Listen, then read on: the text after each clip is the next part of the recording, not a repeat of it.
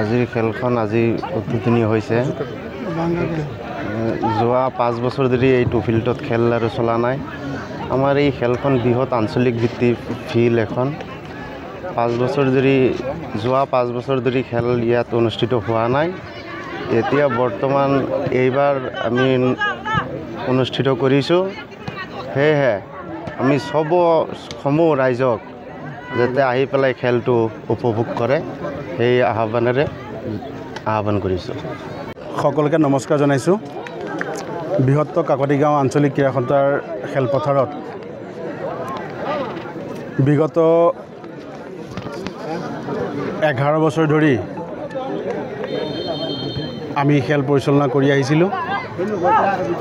বিভিন্ন প্ৰাকৃতিক দুৰ্যোগ তথা বিশ্বৰ যি কৰোণা মহামাৰী হৈছিলে, তেতিয়াৰ পৰাই আমাৰ এই কাকতি গাঁও খেলপথাৰত 5 বছৰ ধৰি আমাৰ কোনো খেল আমি পাতিব পৰা নাছিলোঁ।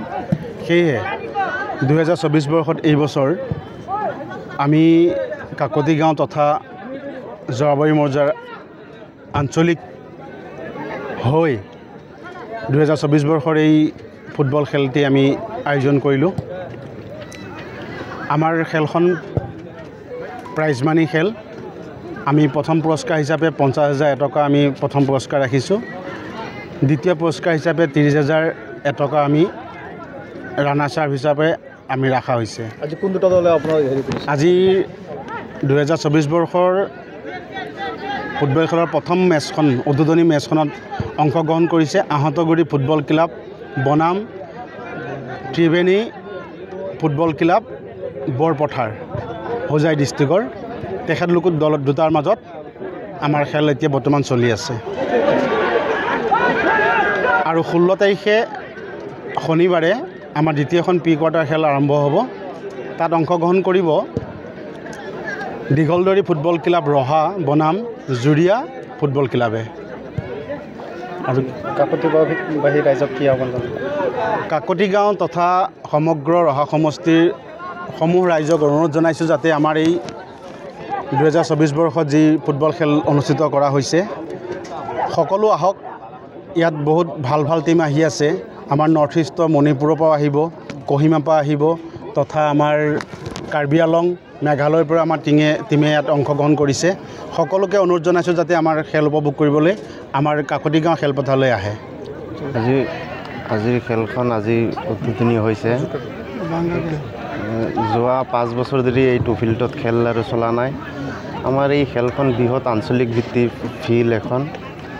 5 বছৰ ধৰি যোৱা 5 বছৰ ধৰি খেল ইয়াত অনুষ্ঠিত হোৱা নাই।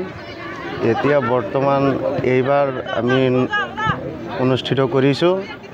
সেয়েহে আমি সমূহ ৰাইজক যাতে আহি পেলাই খেলটো উপভোগ কৰে সেই আহ্বানেৰে আহ্বান কৰিছোঁ।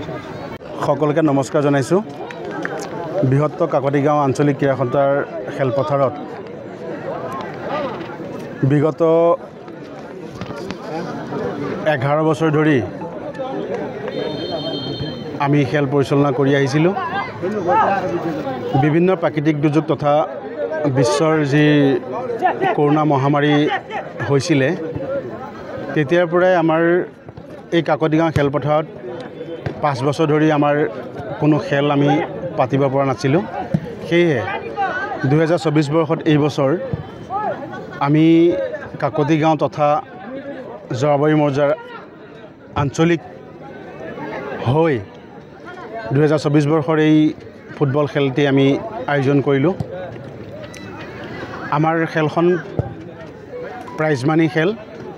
আমি প্ৰথম পুৰস্কাৰ হিচাপে 50,000 টকা আমি প্ৰথম পুৰস্কাৰ ৰাখিছোঁ। দ্বিতীয় পুৰস্কাৰ হিচাপে 30,000 টকা আমি ৰাণাৰ্ছ আপ হিচাপে আমি ৰখা হৈছে। আজি কোন দুটা দলে আপোনাৰ আজি 2024 বৰ্ষৰ ফুটবল খেলৰ প্ৰথম মেচখন উদ্বোধনী মেচখনত অংশগ্ৰহণ কৰিছে আহঁতগুৰি ফুটবল ক্লাব বনাম ত্ৰিবেণী ফুটবল ক্লাব বৰপথাৰ হোজাই ডিষ্ট্ৰিক্টৰ। তেখেতলোকৰ দল দুটাৰ মাজত আমাৰ খেল এতিয়া বৰ্তমান চলি আছে। আৰু 16 তাৰিখে শনিবাৰে আমাৰ দ্বিতীয়খন প্ৰি কোৱাৰ্টাৰ খেল আৰম্ভ হ'ব।